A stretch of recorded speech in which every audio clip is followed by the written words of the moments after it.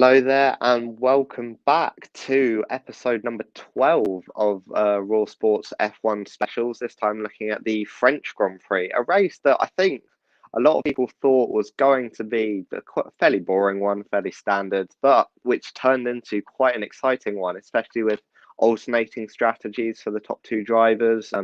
McLaren piling through the field with a very good race, and once again, a Max Verstappen win in a reverse of what we saw in Spain. This time, Verstappen coming from behind to win in the last few laps. But obviously, I can't talk about the race on my own, so I've got a few guests this time to help talk about it with me. First off, he's been on the show before. He's the head of news at Raw. It is Cam Hall. Cam, how are you doing? I'm doing okay. It's sort of a very good and a very bad day. It's a very good day because my exams are over, so I can now relax for the summer. I've got the Clarkson's Farm. I had a recommendation from a friend to watch Clarkson's Farm, so I am going to, in the motoring spirit, keep that up tonight. But I am also in self-isolation at the moment, potentially for anything up to a few days, up to a week and a half. So yeah, it's going very well. Yeah, I mean, everyone, it seems to be that a lot of campus and Lem is going into isolation at the moment, and hopefully we'll all get out of it soon. It's just like in the last week. It's just we were talking about it on Insight earlier in the week, how it's literally just gone up massively in the last week, almost from nowhere. And I think that's the thing that has been pretty crazy. But the amount of people I know right now, I only had to go on my Twitter last night to see people posting in their self-isolation notices from Track and Trace. I think we were all just hoping that this is going to be over soon. Yeah, I mean, anyone that is isolating, watch the rest of the episodes. They're all really good, and we talk about many accurate shameless plug. Yeah, but Cam is not my only guest today. I have another guest, first time appearance on the show. It is Zieger. If I pronounce that wrong, that's Zieger Xiao. If I pronounce that wrong, just correct me. It's okay. Like I helped you there just to do it. But I mean, hey, how are you? How are you? Still keeping well? Like, you know what? It's week 9. I have nothing to do. All my exams are done. But I think that I'd enjoy chilling around for a bit for the last few weeks. But I mean, obviously the situation right now, as I said, in Leamington on campus, it's not the best, but you got to make the most of the opportunities. Yeah, I mean, if anyone who is watching this wants to come on, just message me. And you can also alleviate your boredom with a lack of exams. But I guess what we'll do now is come on to the French Grand Prix. And I'll quickly do for the audio listeners is run through the results. In first place, we have Verstappen, second Hamilton, third Perez, fourth Bottas, fifth and sixth were Norris and Ricciardo, seventh was Gasly, eighth was Alonso, ninth was Vettel, and 10th was Lance Stroll. So, I mean, I'll come to you, Cam, first. What did you sort of think of the race overall? Surprisingly good for a race at Paul Ricard. I think that's the defining thing I could say about that. I thought that the masterclass on strategy from Red Bull, I think very much putting the reverse Barcelona, as you said earlier. It was, I think, certainly looking at Red Bull, they pulled a brilliant one there, both with Verstappen and with Perez as well. I think really using both of their different abilities of tyres really well there. And Mercedes, it seems like the rails are starting to come off Mercedes a little bit, not necessarily just through bad performances necessarily, but I think they're just getting outdone by a team that's faster than them, something they've not had since 2013. And I think certainly this was really telling, listening to the frustrations of both drivers in that race. Red Bull seems to be on the ascendancy at the moment, and I think that was a really defining race for them. I mean, Zieger, would you agree, just in general about the race? Do you think that Red Bull have begun to unsettle Mercedes in quite a big way? So, yeah, I think like ever since Checo got into the team, like he's clearly become that number 2 driver that Red Bull want to challenge Mercedes dominance. And like with the attitude like Perez saw, like when he let Max pass, he was like, oh, why do I have to do this? He was more like, let's get them, because he knows that he is a really good team player, and as a top team, you always want someone to help your star driver to achieve what they want, and I think like that is where this is what Red Bull have done right since this since ditching Gasly and Albon.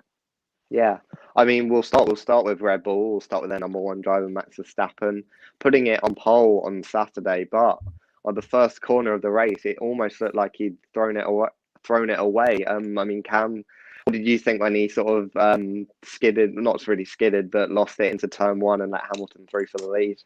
Yeah, it was an uncharacteristic mistake from Verstappen, and to be honest, you're always going to get them in a season. I think more the fact he recovered it. Obviously, that it was a bit of a mistake there, but again, the way that Red Bull obviously came back from that, the timing with the undercut, I think, was fantastic. Mercedes again got outgunned on that. Red Bull really used that to their advantage, and I think the crucial thing for Verstappen was he made that mistake at the start of the race, but kept himself enough behind Hamilton so he could pull that undercut off, and very much kept himself in that race in a way that Lewis in the past wouldn't have been able to go out 4 or 5 seconds in the lead, protect himself from the undercut. Verstappen made the mistake, but it didn't really feel like that he was totally out of the race. Whereas even last year, had he been on pole, made that mistake into turn one, it would have been game over. Lewis Hamilton would have gone on to win the race convincingly. So, yeah, Verstappen did everything he needed to do despite that mistake. And that says a lot about how much he and Red Bull have come on over the last year. Yeah. I mean, I was watching the first half of the race. I always felt like Hamilton sort of had the measure on him, but there was always the threat from behind. But especially, like as you say, the undercut into the first round of pit stops, Hamilton with a 3-second like lead ahead, or a lead that you would think would be safe from any undercut. But as he comes out of the pits, Verstappen steams along and gets up the inside into turn one. I mean, Zieger, were you surprised that Verstappen managed to make up that amount of time? Because I know I certainly was. For Hamilton, he's always had that kind of that comfort zone, and even Mercedes felt like even like when Max was pitted early, he would still be comfortably ahead. But this time, that comfort zone is like no longer there, because the like especially with the Honda engine, like it is pretty damn impressive, especially on a straight line. And seriously, like, what have Mercedes got to respond after that fiasco with their strategy? I mean, come on. Yeah. They could. Oh no, keep going. Sorry. But if if it wasn't for Bottas coming in early, then the outcome of the race would have been different. Yeah, I think it's almost a bit harsh to say Mercedes really messed up the strategy with Hamilton in particular. I'll come back to you, Cam. You want to say something about the timings, but quickly, I mean, you'd think that with a 3-second gap that you would be able to stay ahead. Mercedes seemed really surprised that Verstappen managed to jump them, and I think even Verstappen seemed surprised that he managed to get ahead. But I mean, what do you want to say, Cam? Yeah, on that point in particular, that the importance of the gap at the undercut, because you typically, I think, need about 3 seconds to perform an undercut. That's the typical kind of zone where you need to have it. The race did this fantastic video on YouTube. Really recommend you have a look at it with regards to how Verstappen pulled off that strategy. And particularly, it was vital for Red Bull to be able to pull that second stop off to get ahead of Hamilton and use that undercut. But to the pit stops, actually, there wasn't really too much difference between the stops. I think the race calculated it was about 0.2 seconds. Where the difference was made was on the in-laps, which I think they said was about 0.9 second quicker, I believe it was, for Verstappen. And the in-laps were 0.9% seconds quicker. The out-laps, where the real difference was made, was 1.9 seconds quicker for Verstappen. So it says a lot about the strategy, but it also really presses home how much Verstappen did to bring that gap down and bring himself into play there. And at the end of the day, the team can only do so much. The driver needs to be really performing and really maximizing the opportunity. Verstappen did that there, and that was why he won the race. Yeah, I mean, I saw that video from the race, and I was even more surprised when I saw Verstappen coming out, because Mercedes had actually put in quite a good pit stop for Hamilton, it had been almost up there with the Red Bull times, and like what we saw at Baku last, the race ago, Mercedes were compromised in the pit stops and managed to not get out ahead of either of the Red Bulls. So, I mean, it's just, do you think that Red Bull do have the measure of Mercedes? Do you think that they're starting to dominate like them, especially when you think the Mercedes, usually so dominant over an entire weekend, now can go into the pits 3 seconds ahead and come out behind their competitors?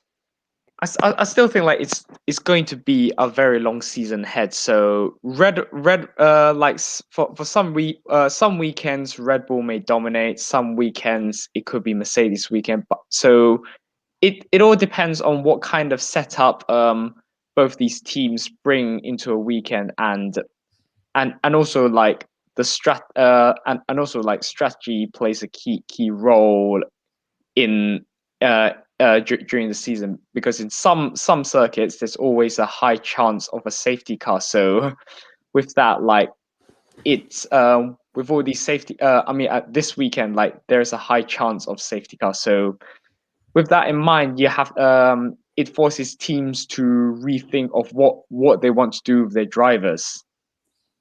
I mean, but there was another twist to the tail when Verstappen, after only I think 10 or 15 laps on his hard tyres, came in for another pit stop, and we saw eventually what happened was a reverse of Spain, where Verstappen came through with a 20-second deficit to overtake Hamilton in the final few laps. I mean, I'll come to you, Cam. Do you think there is a psychological blow just for Mercedes, considering especially that they did the same thing to Verstappen in Spain, but then Red Bull have come out and done exactly the same thing in reverse, showing that maybe it hasn't affected them as much as it possibly could have? I think what Mercedes should have done is, like, when they realized that Red Bull pitted Verstappen just for him to make up the deficit, they should have been like, oh God, now he's going to try and chase Hamilton and steal that victory. It's basically like they're getting revenge on us. And the position where he came out from, which is fourth, like, it was always inevitable that there was going to be team orders for Perez to let Verstappen by. But had they been able to use Bottas effectively to hold up Verstappen, then Verstappen chasing that victory would have been a bit more difficult, considering the state of his tyres. Yeah, we'll come on to Bottas now, another driver who quite vocally wanted to do a two-stop and was not given the option. But, I mean, Cam, do you think that maybe if Bottas hadn't made a mistake defending from Verstappen on the Mistral Straight, that he would have held him back for maybe a lap or two longer, and that Hamilton maybe could have got the win? I'm not sure, because, to be honest, I think one of the things we've seen, it's been quite a constant theme over the last few races, is teams pulling off these strategies because of the rates of degradation in the Pirelli tyres, and the fact that I think the longer you're taking these tyres on at the moment, I think the degradation starting to kind of almost hit the cliff a bit quicker now in a way that it hasn't really done in the last couple of seasons. So I think Bottas was starting to hit the cliff by that point. I think he wouldn't have been able to hold up, even if it was just a case of one more lap. The DRS is very powerful down the Mistral Straight, and it would have fallen at some point. Of course, it was only like the penultimate lap where the overtake on Hamilton was done. So maybe one more lap, who knows? But it would have been inevitable, I think, that Bottas would have got past Verstappen. And I ultimately think just the fact that Verstappen's a better racer as well would have helped. I think the fact that Bottas is clearly not happy at Mercedes at the moment, I think would clearly have been affecting his performances there. It was, again, I think it's just the inevitability with the way that the Pirelli tyres are degrading, and we've seen it. There's, I'm sure, one team we'll come on to later who it really didn't go well for in this race. But that variable degradation and the way that teams are using it, and the way that different drivers have different ways of managing tyres as well. For Verstappen, he is someone who can go out, deliver those quick laps. And yes, he may degrade the tyres a bit more, may burn them through. But if you can have the pace to do that two-stop, then he was always going to make it work in a way that you don't really have that confidence with Bottas, because Bottas doesn't have the raw pace that Verstappen does. No, I mean, and Bottas very, very vocal about wanting to do the two-stop. We saw quite a sweary radio message during the race. It's just, I mean, I'll come to you, Zieger. It just seems like, or either both of you actually. I mean, I'll come to you, Zieger, and then go to Cam. It just seems like Bottas's time at Mercedes definitely seems to just be wrapping itself up at this point. At some point, like Mercedes will probably announce George Russell as Hamilton's pairing. Like, it's now a question of when Mercedes will announce it, not a matter of if, because historically, like when Bottas was given like a 1-year contract, he always performs well in the first half of the season, and then as he gets the second half of the season, he just tails off. In this case, like, he's basically gone AWOL, and Mercedes are clearly not happy with his performance, and this gives and with George Russell outperforming outperforming that Williams car, like, surely if he's able to do something in like one of the worst cars on the grid, then he deserves a seat at a top team. Yeah, I mean, as you mentioned, Russell came 12th. Arguably, I think he said it was his best performance in a Williams car. And I'll come to you, Cam. I'll add something as well. Do you think, obviously, Bottas has said that there's only one team that does mid-season driver switches, obviously referring to Red Bull and their multiple second driver switches throughout the few seasons. Do you think that Mercedes could do a mid-season driver switch, bringing in Russell I think that would be very silly of Mercedes. Like that would be very, very controversial, and I don't think it will go down well with the fans. Like, Red Bull doing like a mid-season swap is completely understandable because they also own AlphaTauri, so they can do whatever they want. But Williams and Mercedes, yes, they have their link, but Williams is just a customer team, and they're just there because they have a deal with Mercedes to use their engine, and as part of the deal, Mercedes will put their junior drivers, if they have any, into that team. I mean, I think my only thought would be is that, especially, I mean, Bottas is still behind Norris in the standing, and let's be honest, the McLaren, while a good car, is definitely still a midfield car. So if Mercedes keep falling behind Red Bull in the Constructors' Championship, as we've been seeing, that they might want to bring in Russell, but give him the express condition that you are trying to help Hamilton win the title. I mean, Cam, would you agree that is something they could possibly do? They won't entertain the prospect, Mercedes. I think that, I think, from building on what Zieger was saying there, the nature of the partnership between Red Bull and AlphaTauri is very different to the nature of the relationship between Mercedes and Williams. And Red Bull and AlphaTauri is, whilst obviously AlphaTauri's become a lot more independent within the last couple of years, especially obviously they don't share the same chassis anymore. They diverse their resources a lot more. Their partnership, obviously, in the nature of the relation to the Red Bull driver program, means that Red Bull can do that effectively. Both drivers in those teams are contracted to Red Bull rather than the two separate teams, and Red Bull can kind of put the two drivers in the two separate teams. Mercedes and Williams are two completely separate entities with a technical partnership. So I can't see that happening in that sense. I think as well, Mercedes, I think one of the most difficult things with Valtteri Bottas in terms of removing Valtteri Bottas from the team, if you listen to Toto Wolff, this was an interview with Jake Humphrey doing a high performance podcast a couple of months ago that really drove home the point that the balance and the harmony in Mercedes at this moment between Hamilton and Bottas is exactly the sort of thing that they want. When he talks about sort of the relationship that Hamilton and Rosberg had, that was very prickly, it was very spiky, and they thought was very much a detriment of the team. Hamilton and Bottas both know their roles in that team. They perform them well and they work well with each other. It's harmonious. And I think if you are trying to get Lewis Hamilton to win, arguably what I think is his most difficult championship fight at Mercedes, I don't think Mercedes would risk upsetting that balance throughout the season. So I can't see that happening. Even though Bottas may not be as reliable a second driver, say, as Perez is to Verstappen, I can't see them upsetting that balance because I think ultimately Lewis is going to be most unsettled by it. What I do see happening though, at the end of the season, I said at the start of the season in all the predictions videos that I couldn't see Bottas at the team next year. And I thought that it was a case where there'd be too much pressure to bring Russell up. The pressure's clearly building. That was a fantastic performance from George Russell. I think arguably one of, if not his best in Formula One. But also Bottas has literally just kind of fallen away a bit. He's doing in many ways what the Red Bull second drivers were last season. Then he's not there to provide that buffer for the second driver to be used in a way to stop, for example, the strategy that Verstappen was able to pull off in that race. So I think that and on top of the fact he's been really inconsistent as well, Bottas will be out of the team next season. I can see George Russell getting that seat. I guess the only other question is who is his teammate? I reckon Lewis Hamilton is likely to stay on, not guaranteed. But yeah, I could almost see a Russell-Bottas swap at the end of the season. And I think that's becoming likely. And I think the Williams atmosphere with someone like Bottas driving that team with his experience and his previous links to the team, I think is something that'd be really beneficial there. Well, I mean, it remains to be seen, and I'm sure whatever we say will be proved wrong in a week's time, because that's just tends to be how it works.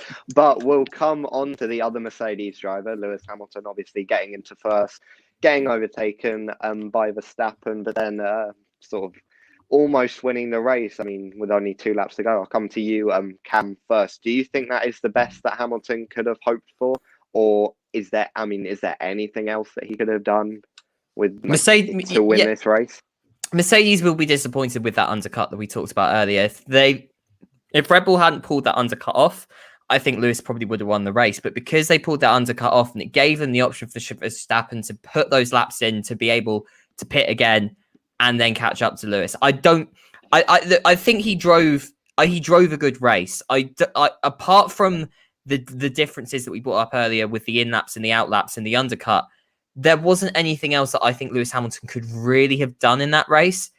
And I think that it says a lot about where the cars are at the moment with the Red Bull and the Mercedes. And I think Mercedes will be looking for a response in Austria. But Lewis, I think, is putting everything out he can at the moment. It's just that Red Bull are working far better as a team at the moment. And Verstappen, I think, is just outdriving Lewis. And that's all you can say, really. Yeah, I mean, it seemed to be quite a standard Hamilton performance, like just performing to his best. But sometimes I guess you could say his best wasn't enough. On Sunday, I mean, Zieger, would you agree that just Hamilton couldn't do any more apart from perhaps staying ahead of Verstappen at the first round of pit stops? I mean, I'm not sure if he would have been able to pull a gap away at the very start of the race, but in general, I kind of feel sorry for Hamilton because it's not like 2017 and 2018 where the team were able to utilize their resource effectively to counter the threat of Ferrari. This time,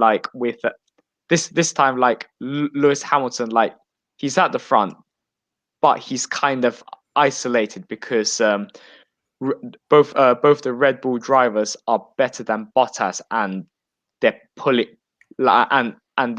pulling away from him. So Hamilton has to deal with the 2 Red Bulls on his own.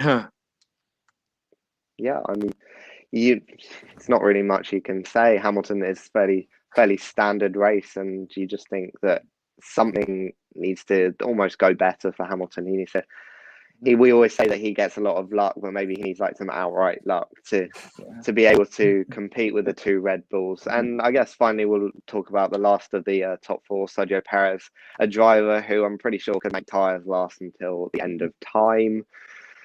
I mean, it just shows the difference. I'll come to you, Zieger, first. It just shows the difference between the number 2 drivers when Bottas, who was clearly very happy with his strategy, is then overtaken in the final few laps by Perez on the same strategy, who has just made the tyres last longer, as he's always done throughout his career. I think Red Bull have strike a good balance between the driver characteristic with obviously Max. He's very fast, he's very pacey, obviously his tire management is like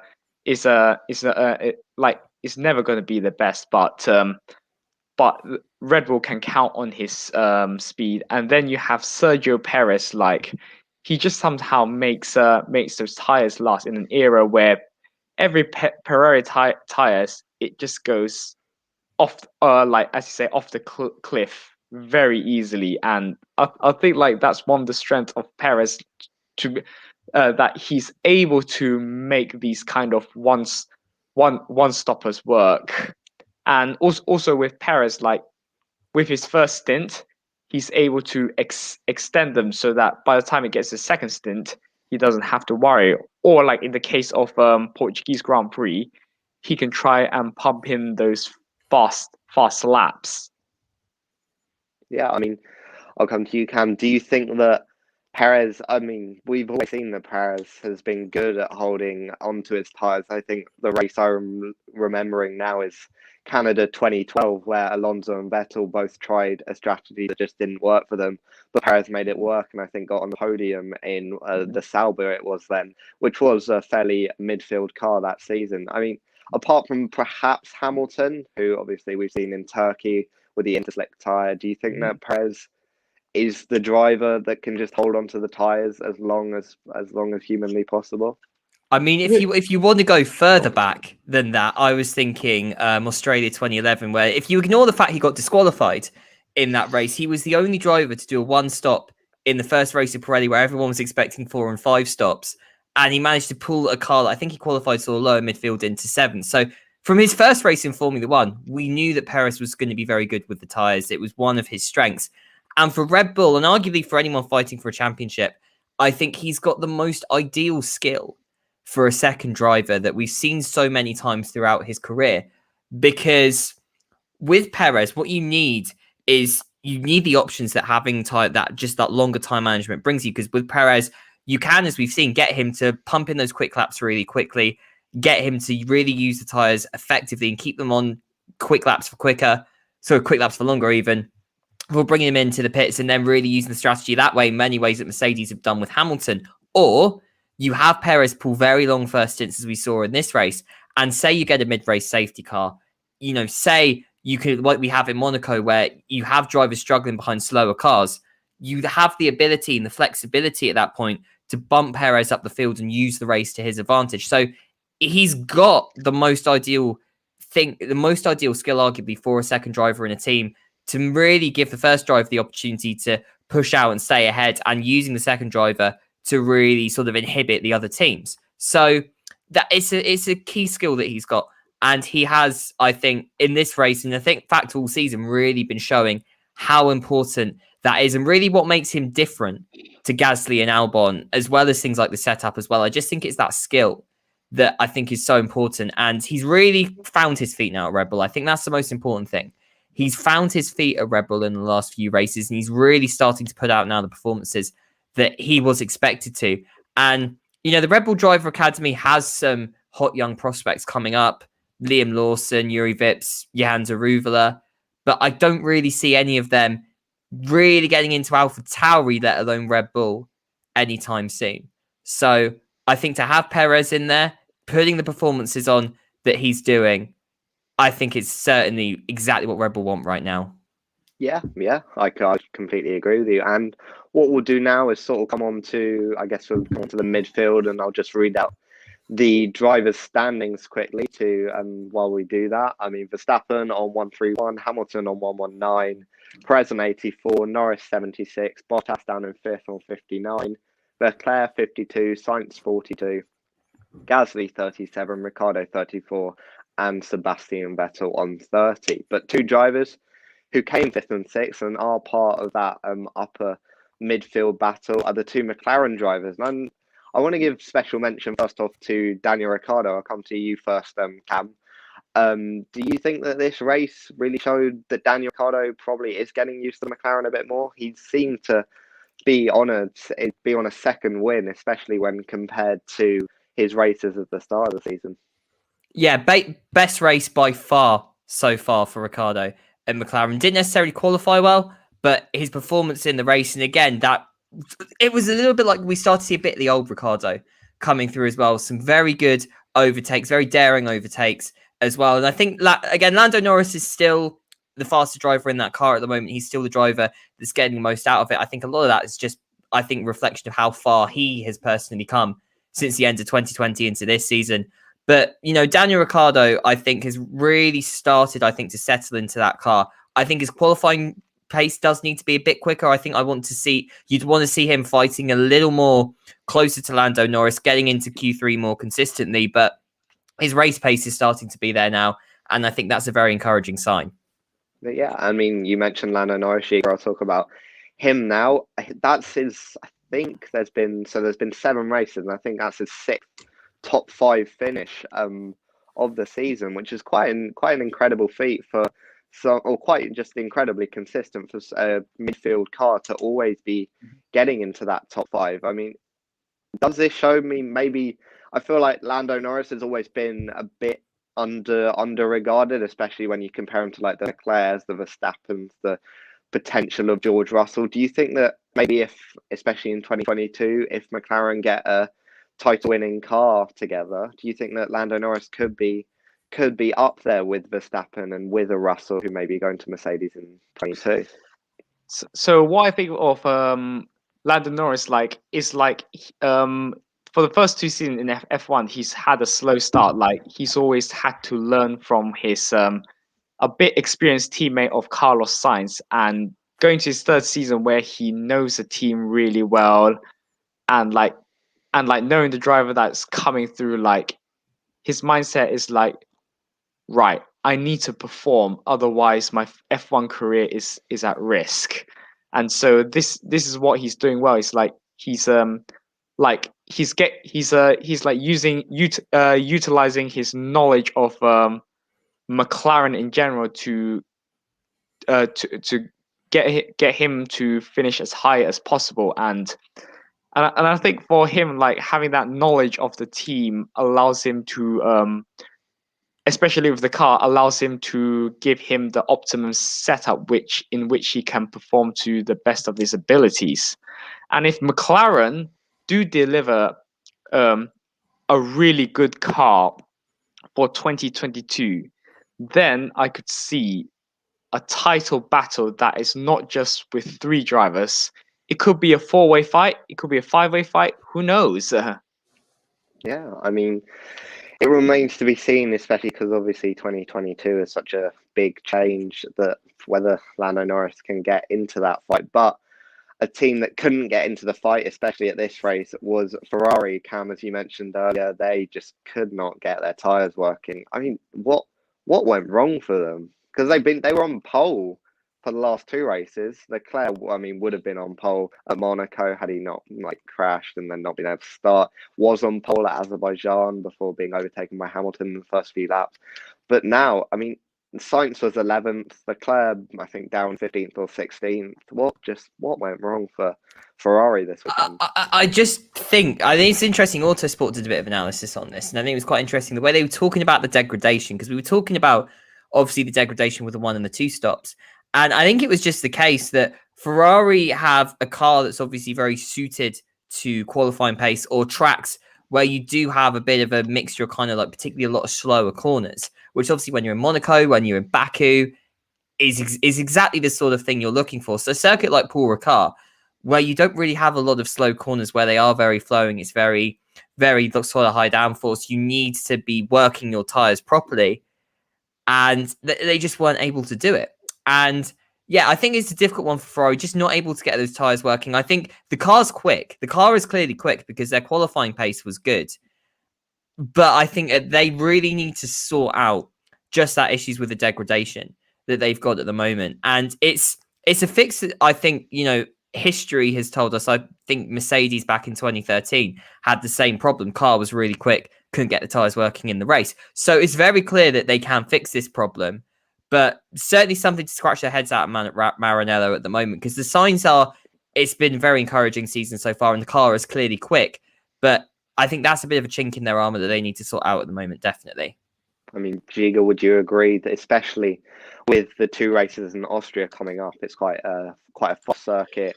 You need the high downforce. You need to get the tyres working. Do you think the Ferrari might struggle over the next few races?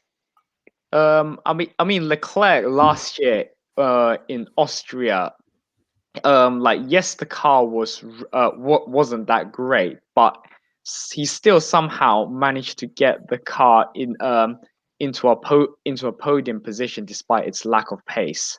So all is not lost for Ferrari, but I can definitely see if in qualifying I don't see a problem with that, but in terms of the race pace, then it is a little bit of an issue. If you ask Ferrari, if you ask any of the tifosis who's probably watching it right now, but knowing these two, the circuit, it will probably have a safety car. Then, if they can get it right, then they can finish high like they did last year in Austria. But also bear in mind this next race. I'm not sure if Ferrari are as good in the wet as like Lewis Hamilton, Max Verstappen, or even Esteban Ocon. Oh, yeah, I mean, it remains to be seen whether it will rain in Austria, and obviously we're all hoping for a wet race. We always do in F1, but we'll come on to that when we get to our preview of the Styrian Grand Prix. But finally, I'll come back to you, Cam, quickly. Do you think that Ferrari can really afford to have these slow or these non-point scoring races if they want to finish third in the Constructors' Championship, especially because McLaren, like, they really performed this weekend, and I think if I get up the gaps quickly, it was now a 16-point gap, which for a midfield teams is quite a big gap to overcome. So do you think that Ferrari can really afford to have many more of these slower weekends? Well, there's the old cliche in Formula One that you don't get points on Saturday, you get all your points on Sunday until 3 races later on this season. But certainly right now, I think the thing that Ferrari have got is they've clearly got a quick car, but they haven't been able, for reasons obviously in Monaco, somewhat outside of their own control. If they checked the entire car before sending it out on track on Sunday, then maybe got some points there with Charles Leclerc. But also with this, obviously with the tyres, I think that's more connected to the car rather than an operational thing. I think the thing with McLaren, and the reason McLaren third is the same reason that McLaren finished in third last season. They didn't have the fastest car at the top of the midfield battle, but what they had were drivers that were consistent and maximising their opportunities and getting results and scoring consistent points. And at the end of the day, that is what's going to get you higher up in the standings. That's what's going to get McLaren third rather than Ferrari. So what Ferrari need to do is they really need to, I think, firstly, take any of these opportunities in qualifying, because it's clear that there will be certain tracks, I'm thinking the Hungaroring coming up in a few races' time, that could be a real opportunity for Ferrari to have a really strong qualifying result there, and then convert that, if everything goes well, potentially, who knows, into a double podium, maybe a win on Sunday. That's sort of my analysis of that car and the tracks that it suits. But they're going to need to maximize those opportunities when they come and be more consistent at scoring points, because you can guarantee that McLaren will also be there in that race. Maybe not as quick as Ferrari, but they're going to be certainly high up, scoring a lot of points. And they'll be there on every other weekend in the season where Ferrari may not be at their advantage. So that consistency is crucial, and Ferrari need to get a lot more consistency on Sunday, I think, to just edge them ahead of McLaren. Yeah, I mean, what I'll do for the audio listeners is just read out the constructors. So Red Bull are on 215, Mercedes 178, McLaren 110, Ferrari 94, AlphaTauri and Aston Martin on 45 and 40, Alpine on 29, Alfa Romeo on 2, and obviously Haas and Williams bringing up the rear on 0 points. I mean, we'll talk about the last sort of 3 teams of the midfield: AlphaTauri, Aston Martin, and Alpine. I'd say they all had fairly decent races. I'll come to you, Zieger, first. Obviously, Stroll managing to come through to get points from 19th on the grid. Like Vettel getting points, Alonso getting points for Alpine, and Gasly getting points for AlphaTauri. I'd say it was a fairly balanced race for all 3 of those teams, with no team really having dominance over one another. Like I say you summarized it really well, because at the end, like these teams, like they are lower midfield teams, so they are pretty much fighting for scraps for points if you assume a good race. So for them, really, it's like for their drivers is to be able to perform to the best of their abilities and finish in the points consistently, as because as Cam said, like at the end of the day, consistency is the one that gets you to finish higher. Yeah, I mean, would you agree, Cam, that these teams were just fairly balanced this weekend? That's really not that interesting, essentially. Yeah, I mean, that battle, I think it's like with Ferrari and McLaren. I think they're going to be interchangeable between races. Aston Martin have definitely improved, I would say, in the last few races, certainly from where they were at the start of the season. I think they've got on top of some of the reliability issues. I think Vettel, I think that couple of races in Baku and Monaco, I think have clearly inspired him. He looks like a far more comfortable driver in that car. I think Lance Stroll, again, Lance Stroll, I've never really been able to fully judge him, because I can never know whether I think he's improving or whether I think he's really stagnating at the same point. But I think there is signs that Lance Stroll is starting, I think, to really make some move forward in that car. Alpine have kind of had a really good couple of races at the start of the season. I think they've settled in now to where that car is probably going to be at the lower end of the midfield. I think it's very clear that Alpine clearly see both their drivers being able to really put those performances in, and Alonso's starting to score those consistent points that he was brought in to do. I think if Ocon can be there just a little bit more regularly, I think that will be exactly what Alpine need to get themselves ahead there. AlphaTauri, again, Pierre Gasly's really, I think, been dragging that team this season. I think we need to see more performances from Yuki Tsunoda. That's not to say necessarily that he won't be on the grid next season, but I think if AlphaTauri are going to stay ahead of Alpine and Aston Martin, given the fact that both teams seem to have both their drivers dialing into their cars now, Yuki Tsunoda needs to start doing that more consistently in the AlphaTauri, because there's going to come a point where Pierre Gasly can't just carry that entire team and be scoring all the points. As brilliant as he has been and carrying on a lot of his form from 2020. Yeah, and then we had the final three teams, Alfa Romeo, Haas and Williams, but once again, fairly standard races out of the points. I mean, I feel like Alfa Romeo... Can we actually give a quick shout out firstly, to Mick Schumacher? Apart from crashing at the end of Q1, stopping him getting into Q2, fantastic lap from Mick Schumacher. I think really starting to dial into that car. I think his relationship with Sebastian Vettel, there's clearly that mentoring is going very well there, because it's really, you can see it's really having an impact on Mick in terms of settling into Formula One. And I think he's really starting to show now some of that, even though he's quite limited in the Haas. I think this was a real sign of him showing that potential as to why so many people were excited about him coming into F1. Yeah, I mean, Zieger, do you want to say anything else? Obviously, you mentioned George Russell having a really good performance. Like, is there any other drivers out of those three teams that you want to say anything about? Apart from Mazepin finishing last as per, like, it raises a further question, like, why is he even in the sport other than just money?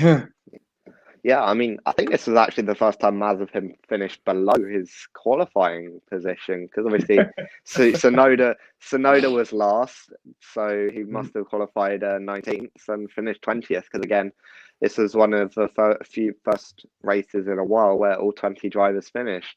And then Alfa Romeo, I don't know what's going on with Alfa Romeo. They're just there. They're genuinely just there. They don't do anything. It's just they're so mundane.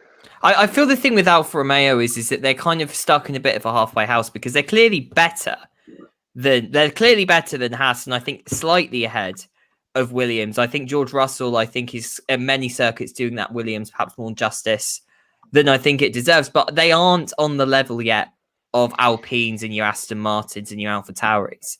So they are, as you kind of say, just there. I think the way Alfa Romeo are going to score their points, a little bit like they did last season, was kind of pick up those occasional top 10 finishes, like they did with Giovinazzi in Monaco and Raikkonen out in Baku. So I think that's just where they are. That I think if the only thing you could say about Alfa Romeo is maybe more drivers consistently getting into Q2, they do seem to involve themselves at times with the Williams cars when I don't think that car, certainly if you've got a driver finishing below the Tiffy, I don't quite think that justifies the difference in pace between the Alfa Romeo and the Williams. But yeah, aside from that, they are just there.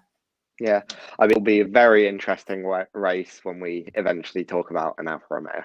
I think that's the only way you can put it. But that, I guess, that's sort of the French Grand Prix completely recap now. So what we'll do is we'll move on to news that has just come out, been confirmed today, but has been rumoured for the last week, really. And that is changes to the Abu Dhabi Grand Prix layout.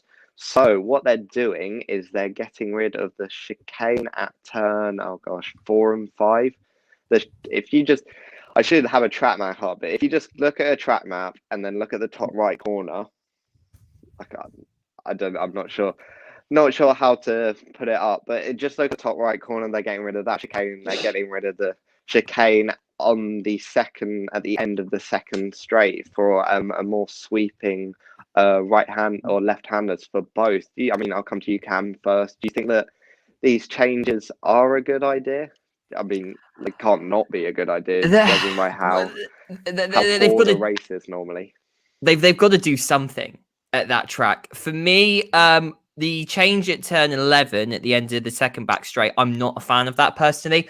I think you do get overtaken. The thing is, you get overtaking into turn 11, and my fear is you're going to lose that overtaking opportunity at the end of the DRS straight. Just simply the fact that it isn't the braking zone that it used to be. Drivers tend to prefer, it's easier for a driver to overtake into a braking zone. I fear it's going to be kind of just a sort of medium speed left-hander where the driver's going to sort of turn into it, a little bit like the new turn 10 at Barcelona. And I think it's not going to be easy to follow out. And I don't think it's going to solve the issues of trying to do an overtake into turn 17 in that final sector. Because you can't, I don't think by the nature of that final sector, you can really overtake into any of those corners. So my fear is remove the braking zone there potentially, but I will like to be proved wrong.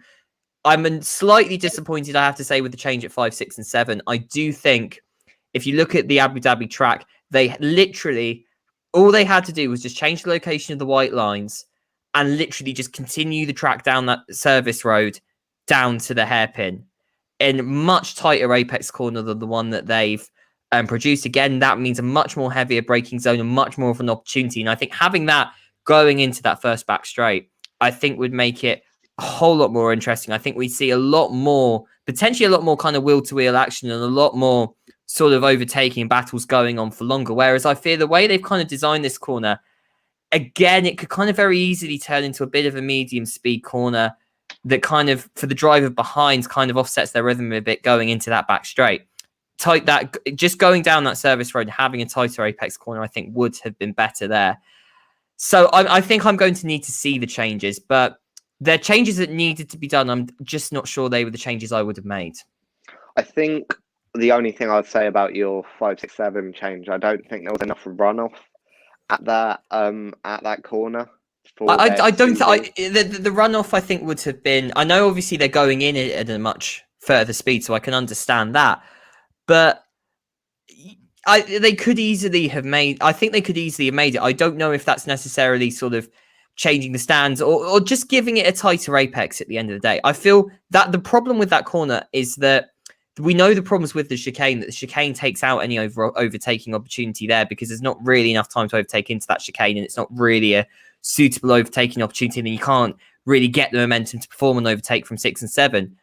But I would have liked to have seen just a little bit, if they could have done a tighter apex corner there. I understand your point on the runoff, but if there is a way, I don't know whether they could have done something to the stand, maybe move the stand back. But I don't know if I'm advocating too much of a rebuild here, but it just seems like such a logical and sensible idea to use that service road. I don't know why they couldn't have done that. Yeah, I mean, Zieger, would you agree? What are your thoughts on the changes that look like they're about or that are going to be made to the Abu Dhabi Grand Prix circuit? I think this is definitely long overdue because when this circuit first opened, Kimi said the first few turns are good. Let me read out what Kimi thought. The first few turns are quite good, but the rest of it. So that just shows you like how like so in essence it is long overcoming, and I'm sure Kimi will be proud that at least some form of change is coming up, but I still see the problem in sector 3 where it's just 90 degrees. So and with these cars producing a lot of dirty air, like surely it's still going to be hard to follow around. But a lot of people have criticized turn 11, but I think like it could be an opportunity where like some drivers could there could be like more than one racing line at that left-handed bank, and if they're brave enough, they could go around the outside, carry a lot of speed, and then miraculously get ahead of the driver. But yeah, we'll see how it goes in like the first race with that new configuration. Yeah, I mean, I think the idea we're probably thinking of is like sort of a Magello turn 1, that sort of sweeping right-hander that allowed for different racing lines and still allowed for cars to go side by side up to turn 3 and 4 at that circuit. So I mean, that could be how it goes, but as you both say, we do need to wait and see. And I still think the fundamental problems with the circuit remain, and the sector 3 is genuinely awful. It's arguably the worst sector on the calendar, almost ahead of Sochi sector 3. All of Sochi, all of that track. Yeah, all of. Yeah, so I think Russia definitely. Russia deserves a better track. Yeah. I mean, Sochi isn't a great race, and this isn't a great race, especially as this will be the finale of what could end up being a really close championship. Let's just end it in Interlagos, where it's always better, right? Yeah. I stand that I don't get why. I understand obviously they moved it to Abu Dhabi because obviously I think kind of from building on what Zieger was saying, the finances are there more, and you can put more of a spectacle there. But we've never had a bad season finale at Interlagos. I don't get why 8 years ago Formula One kind of went, let's change something that's not broken.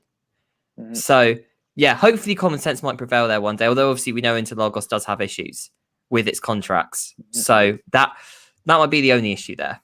Yeah, but money talks, and it doesn't look like it's going to change for a while. But what we'll do, I have a suggestion. Do you mind if I make a point? Like, if you want to throw money and have a good finale, then I think BullRing could be a better idea, because BullRing is a night race.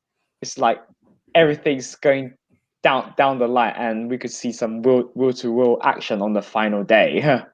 Yeah, I mean, could you have imagined the BullRing Grand Prix that we saw at the start of the season being the finale? Let's say Hamilton to win the title needs to win by over 5 points to win the title. Verstappen's charging up his rear. Can you imagine how exciting that would have been? I do see your point that if you have to have a money race as the final finale, that BullRing might be an option. Yeah. So we talked about Abu Dhabi. We've slated Abu Dhabi as we always should. But it's time to preview the next race on the calendar, which is the Styrian Grand Prix. Obviously, at the Red Bull Ring, it's a double header in Austria because obviously the Canadian Grand Prix got cancelled. I mean, Cam, just sort of give us a run through of the track. I mean, what sort of things do you need to look out for just over the track and the weekend in general? The Red Bull Ring is, in my opinion, the most underrated track on the calendar. I love it personally. It's got everything that I like in a Formula One track. You obviously start off, I'll give you like a bit of a visual. For anyone of audio listeners, I'm going to try and sort of paint the track out for you right now. So you start off obviously on the finish line, bit of an uphill elevation into turn 1, where it's a very sort of blind turn 1. The apex, obviously, not always the easiest to hit, quite a difficult corner to get right, and really important to make sure you get a good exit coming out of turn 1 onto the first straight there. Sort of curves towards the top. It's sort of a corner-ish, I think is what I can't remember the technical term for it, but you're going up that back straight into the tight hairpin at the top for turn 3. A really tight hairpin, probably the best overtaking opportunity on the track at the end of a long DRS straight. take that corner again, a very tight apex and a really tight corner coming out as well. But really important you get that exit right for another overtaking opportunity now at the top of the hill. You're coming down to turn 4, which is again sort of a medium speed right-hander, but a track where you, again, a corner where you got real opportunity to overtake both on the inside and, if you're really brave, on the outside as well. We know obviously last year Alex Albon tried that on Lewis Hamilton, didn't quite end well for him there. And then we go into arguably the most technical bit of the track and really where you can gain a lot of time throughout your qualifying lap. Turn 5 is a very quick left-hander. You've got to make sure you get a good exit out of 5. Or bad exit, go too wide, you do run onto the sausage curbs at the side that can potentially ruin your suspension and wreck your lap as well. But it's important to get slightly wide on the track as well, so you get a good line into turn 6. Again, a bit more of a slower left-hander this time, a little more deceptive as well, slightly sort of longer apex there, going through that corner, and then onto turn 7, a bit of a right-hand kink there. Again, a real opportunity to make sure you get a good exit, and then into the final corner, a very quick turn 8. Obviously, the pit lane entry on the right, so obviously got to watch out for cars going in there. But a really important corner to get out of turn 8, and then into the final corner, turn 9. It goes downhill very suddenly before you hit that apex on the downhill. It's important to get a good exit. Make sure you take a little bit of curb, but not too much curb out of that corner so you don't go outside the track limits. Go then, take the uphill onto the pit straight. And your average lap time, I think, for the pole time, we're looking at something around about 1 minute, 3 seconds. So it's not the fastest track. Sorry, it's not the longest lap by any means on the calendar, but you can win and lose so much time. As I said, particularly coming out of turn 1 and in that second sector, it's really important to get your lap together, to hit those apexes, to get a good exit out of the corners, and to make sure you keep a good line. It's a very technical track, probably one of the most technical on the calendar, but it is a real challenge for the drivers, especially as it's expected to rain as well this weekend. So a very good challenge, one of my favourite on the calendar, and plenty of overtaking opportunities as well. No, as you mentioned, sort of deceptive in its simplicity. Almost, I think it's the shortest lap time on the calendar. I think the second shortest lap on the calendar, obviously after Monaco. And it's a race it's a track that we saw 2 good races at the start of last season. Obviously, as you mentioned, Alex Albon and Lewis Hamilton coming together at the Austrian Grand Prix season opener, Lando Norris getting his first podium, and then at the Styrian Grand Prix, an amazing qualifying, Lewis Hamilton putting on pole by over 1.2 seconds, and then a fairly decent race. We had the drama at the end with Perez and Norris trying to get all to the I guess coming out of the final corner all together. Perez with a broken front wing, and that was the run to the line. There was quite exciting to see. And I guess I'll come to you, Zieger. Are you really looking forward to this one, especially as Cam mentioned, there is a chance of rain. Now we've said that, we will jinx it, and it will be completely dry. Or like fingers crossed it rains, because whenever it rains, like, no matter how good it now becomes like it's up to the driver if they can deliver in the wet or not. And we've seen like some people are who can excel in like these treacherous conditions, and some who've like made huge mistakes, and look what's happened whenever they made that. So with the 2 races, it's like, you know what, no matter how similar it is, it's like, can you keep it on the line? Otherwise, you're basically in the barrier. And knowing that this circuit will have a high chance of a safety car, then I expect to see plenty of actions from this race this weekend. Yeah, I mean, if it does rain, and also to make a point, if it does rain, like, I think this could also spice qualifying up, like George Russell last year in the wet weather. I mean, if it does rain, there's some drivers to look out for. Obviously, we've always got Hamilton, bit of a rain master. Verstappen, up and coming, arguably as good, maybe slightly slower. Then you've got some of the midfield runners that are really good in the wet. Lance Stroll in particular, obviously he put it on pole at Turkey in the wet last year. He performed really well in the wet in Italy, and I think it was 2017. Putting it Yeah, on. although just to play devil's advocate really quickly, I think he went out in Q1 with Perez in the wet qualifying in Styria last year. So I don't know if it's the most assured bet in the world anymore. I mean, yeah, Lance Stroll, very up and down. But what we will do now, actually, what I'll do is go over my and Malhar's predictions for the French Grand Prix. So Malhar predicted a Hamilton Bottas Verstappen podium and a Ferrari front row qualifying. So that was wrong. Blunt, very blunt about it. Oh dear. And I think I'm going to give myself the win here because I said Hamilton, Perez, Verstappen, which is the right podium, but in the wrong order. But then I also said 4 cars out on that one, so that was also very wrong. Right, so what are we? I mean, I'll do the same thing. Give me a top 3 and then a dramatic moment for the race. So just anything, or dramatic moment for the weekend, something that's unexpected, something that's come out of nowhere. I'll come to you, Cam, first. So top 3 unexpected moments. Well, as much as I have spent a lot of the last hour kind of dissing Valtteri Bottas, this is one of his strongest tracks on the calendar. He does always perform well here, and I think he will perform well. Now, that's not to say that I think he's going to win the race, but I'm going to say I imagine Mercedes will have a response this weekend. I can see them really putting a lot of time in to make sure they get a response, and if it does rain as well, I think Lewis Hamilton will be on top there. So I'm going to say Hamilton, Verstappen and Bottas for the podium. Okay, and what about for a dramatic moment? Dramatic moment. Oh, that is a tough one.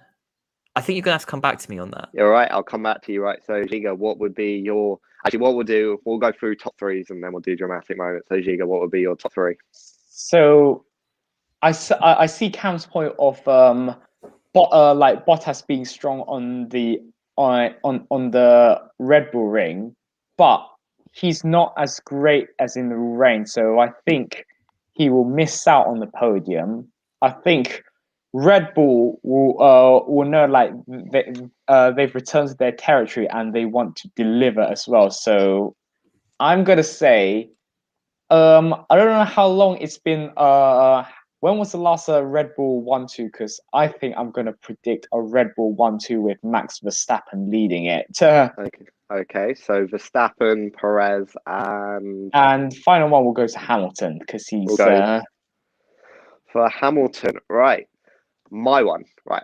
I'm going to assume it's raining because it will be more interesting if it is. I'm making that now because otherwise mine might look a bit different. But I do think Hamilton first because he can never really escape Hamilton. But I might not go for Verstappen, and what I'm going to do is I'm going to go for a rain-affected podium where we see Hamilton. Then I'm going to give it to I'm going to say Lance Stroll. I think Stroll. That is the bravest prediction I have ever seen. And I predicted Newcastle to finish above Leicester in the Premier League this season. That my friend is even braver than that. I'm backing Lance Stroll. And actually, you know what? Why don't we go for an Aston Martin double podium in the wet? Hamilton, Stroll, Vettel. He did well in Turkey. He didn't really get the opportunity at Imola, but you can never really count out Vettel in the wet. Obviously, we saw arguably one of his greatest ever drives in the wet in Brazil 2012 with the damage, coming back to claim the title. So I'm going Hamilton, Stroll, Vettel. Obviously, if it's dry, this is completely wrong, and I will look a bit like an idiot. But we hope and pray, and we manifest the wet weather through our predictions. So, I mean, we'll come back to the dramatic moments now. This can be completely independent of your podium. So, I mean, if you want to cover bases. I'm banking on the weather a little bit here, but I'm judging that it will rain throughout the weekend and definitely on Saturday. Maybe not as sure on Sunday, but George Russell is due a point in Formula One. He showed last weekend in Paul Ricard that he has pace in the dry, race pace in the dry, which we've not always been 100% sure given just the nature of that Williams. So I'm going to say that George Russell will finally score points for Williams this weekend. It will be 9th or 10th. It won't be anything more than that, but it will finally be points for Williams. Okay, Russell points, obviously. We remember back to last year, only 11 drivers finishing, and the one driver that finished outside the points was Nicholas Latifi.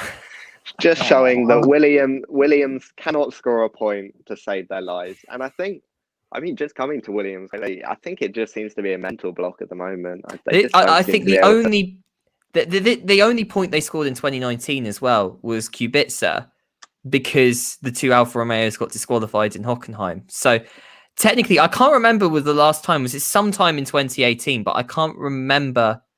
Early on in the season, Lance Stroll, I think, was like the last sort of convincing points finish for Williams, which is 3 years, surely now, after 3 years. You think. Zieger, what would be your big unexpected moment?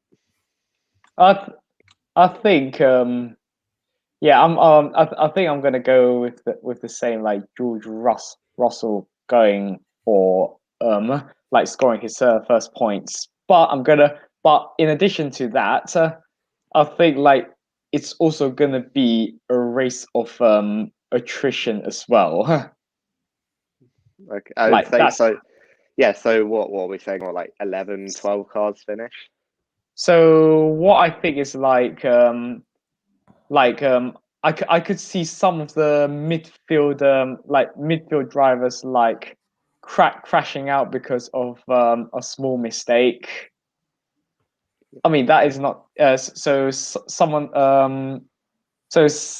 like at the start of the race, like in that 10th, 11th, 12th place, like they get together and eventually they all go out. All right, so we'll do a big lap one collision as your prediction. Write that down. And my one, I don't know. I think I'm gonna have to go for a mid-race thunderstorm. I'm sticking because what we have. I mean, also the weather forecast is very unsettled, especially as we get into the late afternoon.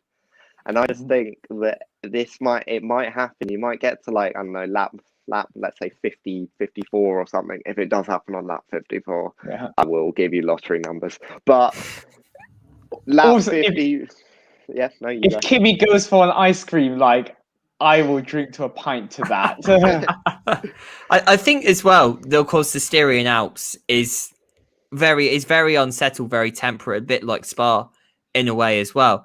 So, and as we saw, if you watch the F3 race last year, when the rainstorm came down at that point, and the drivers struggling almost immediately because the rain came down so quick, I think it's going to be I think there'll be a lot of interesting strategy calls there as to whether you go for intermediates or whether you go straight onto the full wets. And I think whoever can maximize the best of either situation, because I'm not even sure I would be able to say what would be the best in that time, whoever can maximize that, will benefit, and that could be potentially where George Russell grabs his first points in Formula One. Yes, I'll go for a mid-race thunderstorm, and I've just remembered back in 2007 when at the Nürburgring, Marcus Winkelhock leading his one and only race, and maybe is this Nikita Mazepin or Nicholas Latifi? That's what I was thinking. Maybe we get a Mazepin leading the race at some point. Maybe it comes down right at the start, like pit for full wets, and Mazepin ends up leading an F1 race. I don't think Latifi will, because Latifi, like, I'm no offense to him, but does seem like the worst driver in the wet. He at Turkey, he had a terrible time. At Imola, he had a terrible time. I just don't think he gets along with the wet weather that well.